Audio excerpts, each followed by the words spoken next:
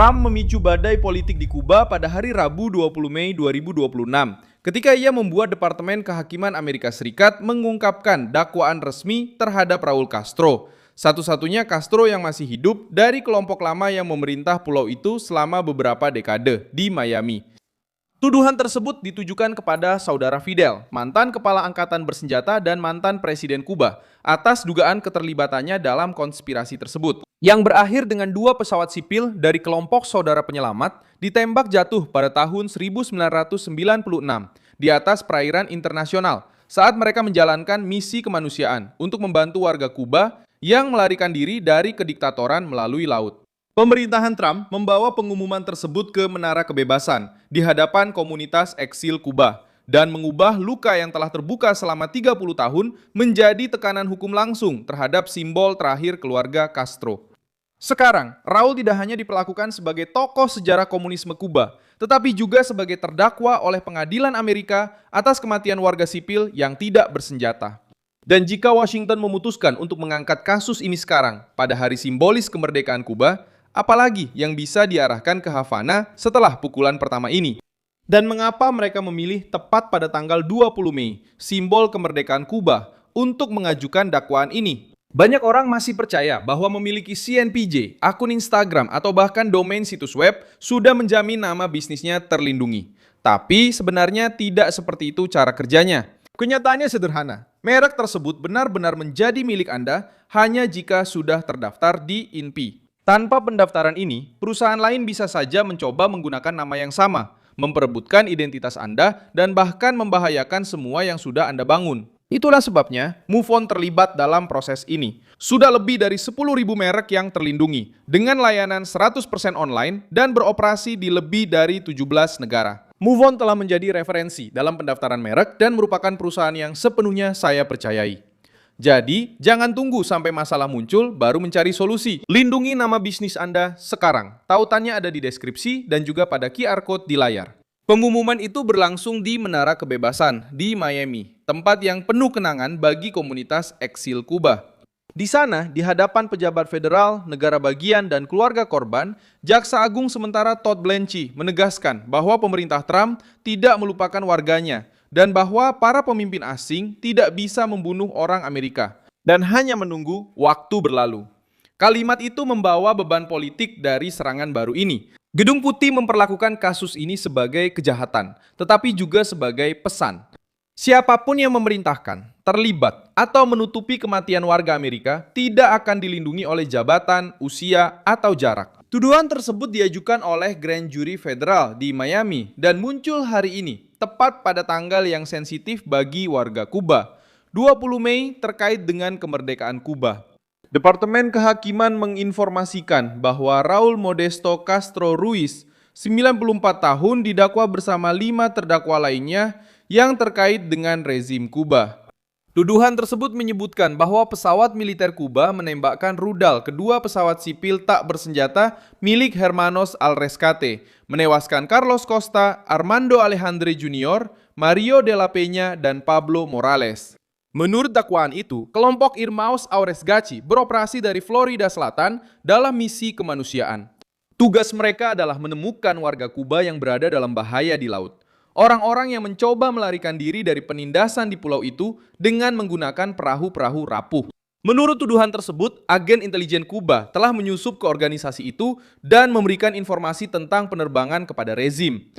Hal ini membuat kasus ini menjadi lebih serius karena Washington menegaskan bahwa ini bukanlah kesalahan perang atau kekeliruan jalur, melainkan operasi yang direncanakan terhadap pesawat sipil yang tidak menimbulkan ancaman militer. Raul Castro muncul di pusat tuduhan karena pada saat itu ia menjabat sebagai Menteri Angkatan Bersenjata Revolusioner Kuba. Departemen Kehakiman menyatakan bahwa rantai komando militer di bawah pengawasannya menyebabkan terjadinya serangan terhadap pesawat-pesawat tersebut. Jaksa penuntut juga mengatakan bahwa dalam beberapa minggu sebelum penembakan itu, pilot Kuba melakukan pelatihan untuk menemukan dan melindungi pesawat-pesawat tersebut. Pada hari serangan itu, 3 pesawat lepas landas dari Opa-locka, Florida, dan 2 diantaranya dihancurkan di luar wilayah Kuba. Keputusan Trump membuka neraka politik bagi Havana karena mengeluarkan kasus ini dari ranah kenangan dan menempatkan Castro terakhir di hadapan pengadilan Amerika Serikat. Selama bertahun-tahun, rezim diktator Kuba memperlakukan peristiwa itu sebagai masalah yang sudah terkubur di masa lalu. Sekarang masa lalu kembali dengan nomor perkara, dakwaan resmi, dan kemungkinan hukuman penjara seumur hidup atau hukuman maksimum yang diatur dalam hukum Amerika untuk kejahatan paling berat. Departemen Kehakiman menyatakan bahwa para terdakwa dianggap tidak bersalah sampai ada keputusan pengadilan, tetapi langkah politiknya sudah dilakukan. Washington memasukkan nama Castro dalam dakwaan pidana federal. Langkah ini juga memperlihatkan perbedaan antara pidato lama tentang pendekatan dengan Kuba dan sikap keras Trump. Tuduhan baru ini bukan merupakan isyarat diplomatik yang lembut, juga bukan upaya untuk menyenangkan Havana. Tuduhan ini muncul di tengah tekanan yang lebih luas terhadap rezim Kuba, dengan sanksi, tuntutan atas tahanan politik, kritik terhadap elit komunis, dan dukungan publik kepada rakyat Kuba yang hidup dalam kekurangan dan penindasan. Reuters dan Associated Press memberitakan kasus ini sebagai peningkatan tajam dalam kampanye tekanan Amerika Serikat terhadap Kuba. Miami dipilih karena alasan yang jelas. Kota ini memiliki komunitas Kuba yang sangat memahami perjalanan komunisme di pulau tersebut. Banyak pengungsi tiba di Florida setelah kehilangan rumah, keluarga, kebebasan, dan masa depan di bawah rezim tersebut. Karena itu, mengumumkan dakwaan di Washington memang memiliki bobot hukum, tetapi mengumumkannya di Menara Kebebasan memiliki bobot politik dan emosional.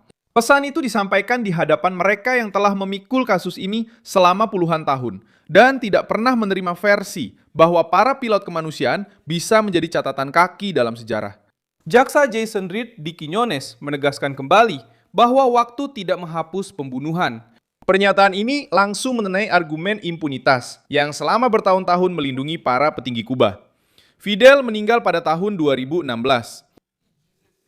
Namun Raul tetap diperlakukan sebagai sosok yang berpengaruh di dalam sistem. Bahkan setelah tidak lagi menjabat sebagai presiden, namanya masih memiliki pengaruh besar dalam struktur politik dan militer di pulau itu. Oleh karena itu, tuduhan hari ini tidak hanya ditujukan kepada seorang pria tua di Kuba.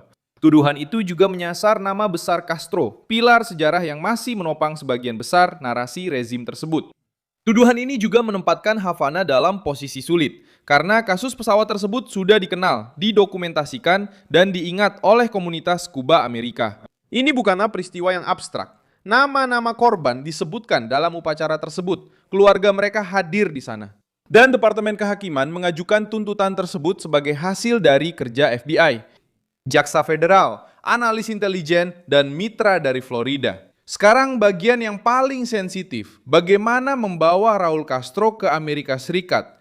Todd Blanche mengakui bahwa pemerintah Amerika sering menuntut orang-orang di luar wilayah Amerika Serikat, dan bahwa ada berbagai cara untuk membawa mereka ke pengadilan. Dia tidak merinci strateginya.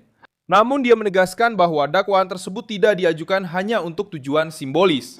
Ada surat perintah dan harapan agar mereka hadir atau ditangkap melalui jalur hukum tertentu. Secara praktis, hal ini membuat setiap perjalanan internasional, Raul Castro dan para terdakwa lainnya menjadi risiko hukum yang permanen.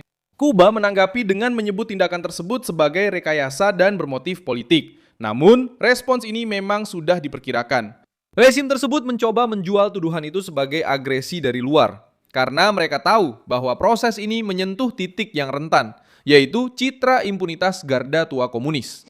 Mulai hari ini, Raul Castro tidak lagi hanya muncul sebagai mantan presiden atau saudara Fidel. Dia muncul dalam dokumen federal Amerika Serikat sebagai terdakwa yang diduga terlibat dalam konspirasi yang berakhir dengan tewasnya warga sipil di udara. Dakwaan ini juga memperkuat peran Marco Rubio dan kelompok garis keras anti-Havana dalam politik Amerika Serikat. Rubio, putra keturunan Kuba, telah membela tekanan langsung terhadap rezim dan meminta pertanggungjawaban elit yang mengendalikan pulau tersebut. Tuduhan terhadap Raul Castro datang pada saat Kuba menghadapi krisis internal, kekurangan energi, kelangkaan, dan kemerosotan politik. Pesan untuk kediktatoran lain di kawasan ini juga menjadi jelas. Gedung Putih mengatakan bahwa kejahatan terhadap warga negara Amerika Serikat bisa kembali diusut bahkan setelah puluhan tahun berlalu. Hal ini menakutkan rezim-rezim yang terbiasa berpikir bahwa waktu akan menyelesaikan segalanya. Dalam kasus Kuba, waktu tidak menghapus nama-nama para korban, tidak menghapus kemarahan kalangan eksil, dan tidak menghapus tanda tangan politik dari rantai komando militer yang sekarang ingin diadili oleh Washington. Langkah selanjutnya adalah mengubah tuduhan tersebut menjadi tekanan yang nyata. Trump membuat Kuba gempar karena ia menempatkan Castro terakhir dari jajaran lama revolusioner di hadapan tuduhan yang tidak bisa dihapus oleh rezim dengan propaganda. Saya Milson Alves, seorang internasionalis dan tujuan saya adalah membuat Anda tetap terinformasi dengan kebenaran setiap hari. Tautan berita ada di deskripsi video. Beri like pada video ini, berlanggananlah ke kanal, dan di akhir, lihatlah komentar-komentar agar Anda bisa semakin terlibat dengan komunitas Milson Alves.